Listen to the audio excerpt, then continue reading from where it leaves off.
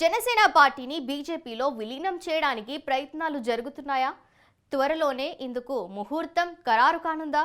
ఈ రెండు పార్టీల విలీనం వెనక ఢిల్లీ పెద్దల వ్యూహం ఏంటి?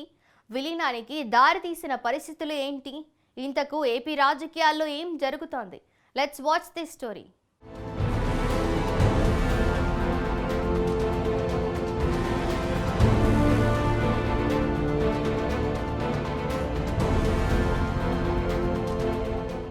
ఏపీలో రాజకీయాలు కీలక మలుపు తీసుకోబోతున్నాయా?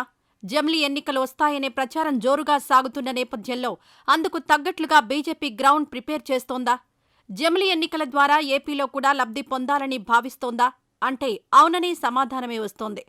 ఇటీవల జరిగిన సార్వత్రిక ఎన్నికల్లో బీజేపీ, టీడీపీ, జనసేన కలిసి పోటీ చేశాయి. అసెంబ్లీలో 164 సీట్లు కైవసం చేసుకుని బ్రహ్మాండమైన విజయాన్ని సాధించగా ఇక 3 పార్టీలు కలిపి 21 ఎంపీ స్థానాలు గెలిచింది. ఈ విజయంలో కీలక పాత్ర పోషించింది జనసేన అధినేత పవన్ కళ్యాణ్ అని ప్రజలు అభిప్రాయపడుతున్నారు. ఎన్నికలకు ముందు కూటమి ప్రభుత్వంలో కూడా పవన్ హవా బాగానే నడుస్తోంది. మరోవైపు ప్రధాని మోడీ, అమిత్ షా దగ్గర పవన్ పరపతి అమాంతం పెరిగిపోయింది. ఈ నేపథ్యంలో మహారాష్ట్ర ఎన్నికల్లో కూడా పవన్ సేవలను బీజేపీ వాడుకుంది.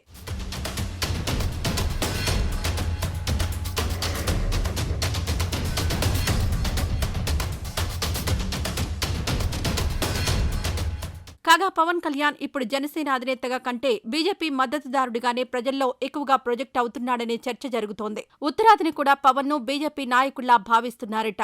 గతంలో పవన్ కు ఎన్నో రకాల భావజాలాలున్నా ఇప్పుడు మాత్రం సనాతన ధర్మాన్ని నెత్తిన పెట్టుకున్నాడు. ఇది ప్రజల్లోకి చాలా బాగా ప్రొజెక్ట్ అయింది. నాకు అన్యాయం జరిగింది, నేను బయటికి రాలా. అన్ని ధర్మాలకి గౌరవం ఇచ్చే సనాతన ధర్మానికి ప్రతిరోజు కొన్ని దశాబ్దాలుగా అవమానం చేస్తూనే ఉన్నారు, భరిస్తూనే ఉన్నాం. కల్తీ ప్రసాదాలు పెట్టారు. ఇదే తిరుపతిలో గతంలో జరిగిన వారాహి సభలో మీకు తెలియజేశాను, అపచారం జరుగుతోంది, సరిదిద్దుకోండి అని చెప్పాను. విన్లా 11 సీట్లకి భగవంతుడు కుదించిన బుద్ధిరాల. ఎవరైతే సనాతన ధర్మ విరోధులో, ఎవరైతే సనాతన ధర్మాన్ని మట్టిలో కలిపేస్తామన్నారో వాళ్ళతో గొడవ పెట్టుకోవడానికి వచ్చాను. ఈ రోజున ఒక డిప్యూటీ సీఎం గానో, జనసేన పార్టీ అధ్యక్షుడుగానో నేను ఇక్కడికి రాలా. సగటు భారతీయుడిగా, సగటు హైందవ ధర్మాన్ని పాటించే హిందువుగా నేను మీ ముందుకు వచ్చాను. దక్షిణాదిన బీజేపీ పెద్దగా విస్తరించలేకపోతోంది. కాబట్టి పవన్ కళ్యాణ్ వంటి నాయకుడైతే బీజేపీ మరింతగా చొచ్చుకుని పోతుందని ఢిల్లీ పెద్దలు భావిస్తున్నారట. ఈ క్రమంలో ఒక తాజా వార్త రాజకీయ వర్గాల్లో ఆసక్తికరమైన చర్చకు దారితీస్తుంది.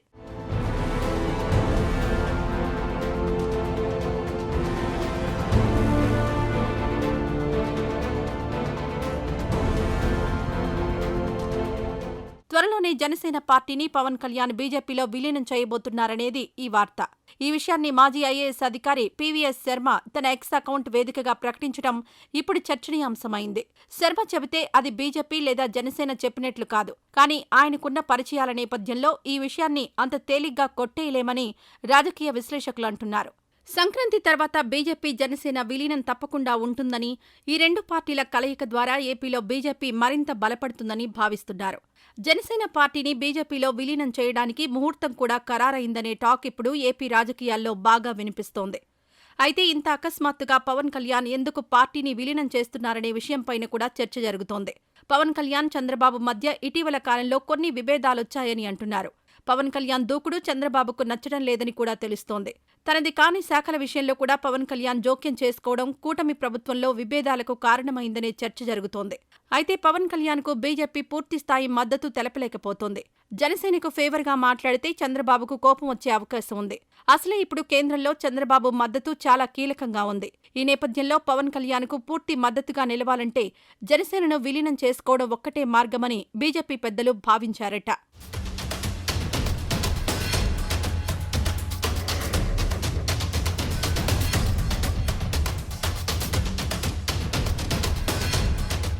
జనసేనను విలీనం చేసుకోవడానికి అవసరమైన గ్రౌండ్ను ఇప్పటినుంచే ప్రిపేర్ చేస్తున్నారట.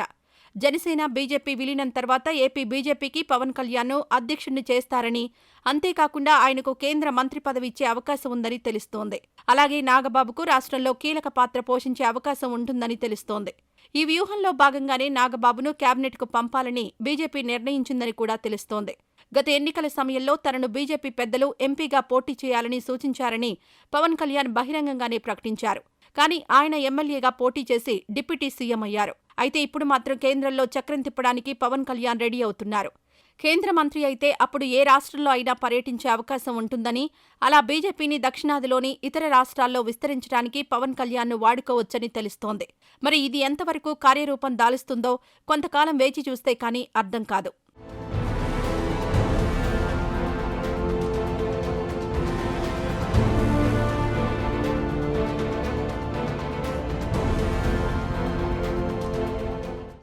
ఇది వాటి ఇన్సైడ్ స్టోరీ. రేపు మరో ఎపిసోడ్తో మళ్ళీ కలుద్దాం. అంతవరకు సెలవు. నమస్తే.